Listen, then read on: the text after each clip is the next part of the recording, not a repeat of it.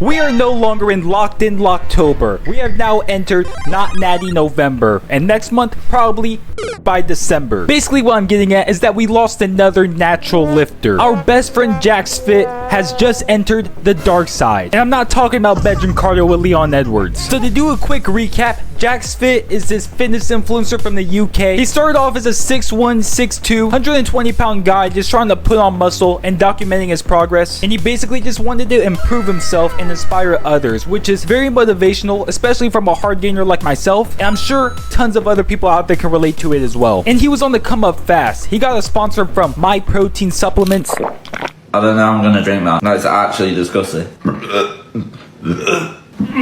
He collabed with Connor and Shan. He was getting followers like crazy. But just like most people when they go viral, he had two options. Either keep motivating people, building a loyal fan base, or forget all that and just chase nothing but the views. And Jacksfit chose the latter. He started collabing with OnlyFans models, made some cringy videos, which I'm sure most people would have forgiven if he didn't just fall off of fitness altogether. After about a year of posting these kinds of videos, he ended up making no progress. In fact, losing weight. But this is all old news. You guys probably heard about it already. What I'm here to talk about today is Jacksfit recently coming out as no longer natural, meaning he is now taking performance enhancing drugs. What is he taking, you may ask? MK677, which is basically a SARM that's supposed to help you not only build muscle but also increase your appetite, which people have very mixed opinions about. SARMs, PEDs, supplements in general used to be something that people only took to get to that next level. I mean, if you just look at the definition of supplement, it's basically just something to help or aid you in making more progress to achieve a certain goal. But Jack, on the other hand, didn't even try to do it the natty way. I made some videos on him in the past. For one, I made a video about his training intensity where he was doing tricep extensions and did like 3 reps and then said it was too heavy, when it actually looked like the first time I ever seen him put in any effort. And personally, I don't think that's a good idea that Jack should even be on these PEDs, and he definitely should not be promoting this to his audience. There's already so many influencers making videos about PEDs, the effects of it, the dangers, the pros, the cons. Togi's whole personality is steroids and gambling. Alex Eubank's career just got revived from the dead because he claimed he was hopping on steroids. And YouTube has stopped pushing out fitness content to teenagers because so many of them are influenced by these fitness influencers to take these unhealthy supplements. And I think it's a big problem in not just the fitness community but society in general, because right now there's more depressed men than ever, which is caused by body dysmorphia, which is all due to guys on social media all day comparing themselves to the highest standard of men who look like Michael Hearn but are barely even 20 years old. Now, whether or not Jacksfit started taking these PEDs to increase his strength, to look better, or to just be healthier, which I'll get to how that makes sense in a second, it's undoubtable that the reason he started taking these SARMs is the same reason why other kids around the world are taking these type of things, for the short-term gratification, not even realizing that you're wrecking your health for the long term. And if you know me, I'm all about health, motivating others, and making sure you guys are the best versions of yourself possible, which is why I partnered with BetterHelp, because I get it. Sometimes life can feel like doing burpees on leg day. It's rough, but unlike leg day, there's a way to make it feel lighter, and no, it's not skipping it. Today's video is sponsored by BetterHelp, an online therapy platform that's on a mission to make starting therapy easier, because sometimes talking to someone like a professional can help you sort out what's weighing you down. Therapy is a safe place where you can talk about anything: stress, relationship stuff, the chaos of life, all without the fear of judgment. BetterHelp connects you with a licensed therapist who is trained to listen,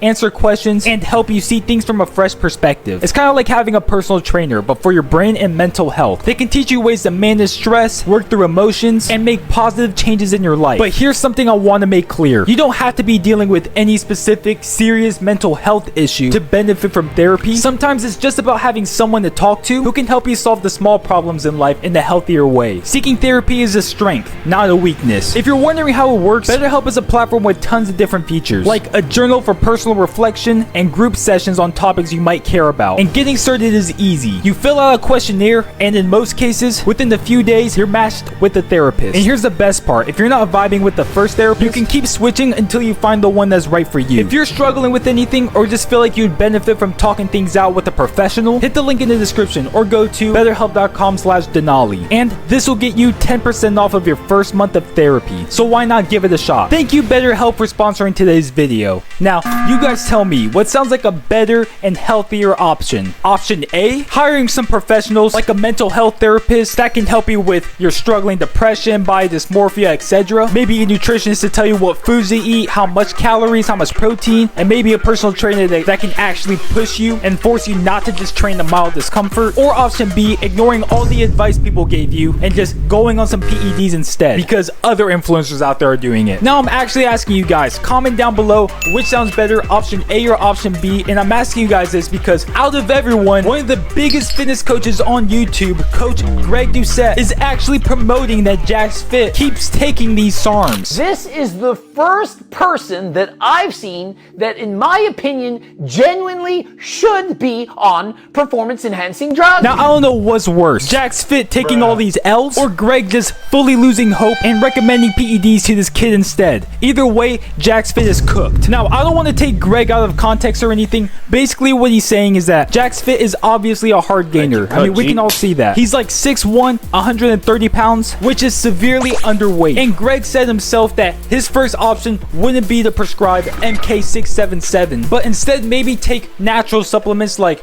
Turkesterone or G-Shred. Obviously, he had to plug in his own supplements. I personally would have recommended Nick Smith's nut milk, but still, Greg says that he wouldn't have recommended SARMs off the bat, but he claims that he's healthier with the SARMs than he is without the SARMs, which I just can't agree with. Greg loves pulling up this picture of Sebum when he was 18 years old, which might sound weird out of context, but let me explain. He always claims that no one had a problem when Sebum hopped on steroids when he was 18 because he already looked like a Greek god as a natural, so it gave him the rights, I guess, to actually take these performance enhancing drugs to go to the next level, which that makes sense to me. That makes sense to most people because Chris Bumstead already decided at a young age what he wants to do with his life. He put in the work, made the gains, and when he couldn't make any more, he decided to take the extra leap. Not a lot of people hate on Sebum for that, but he's also not promoting it to his audience. But then he compares that to Jacksfit, who was the same age as Sebum was when he started taking steroids, and he claims that it should be the same thing when it's just not. Jacksfit is like a level 1 crook who's trying to speedrun becoming a level 1 mafia boss without climbing through the ranks or doing any of the work, meaning not training hard, progressively overloading, or eating enough food. And the people like Greg who are promoting this are saying that he's better off taking the SARMs because this will help him train harder and eat more. But that's such a backwards way of looking at it. That's like putting a nitro twin turbo engine on a 20-year-old beat up moped scooter. It's gonna work better in the short term, but in the long term it's gonna be ruined. That's why comparing Jacksfit now to Chris Bumstead at 18 is just not the same. Chris Bumstead already had a good foundation. Jacksfit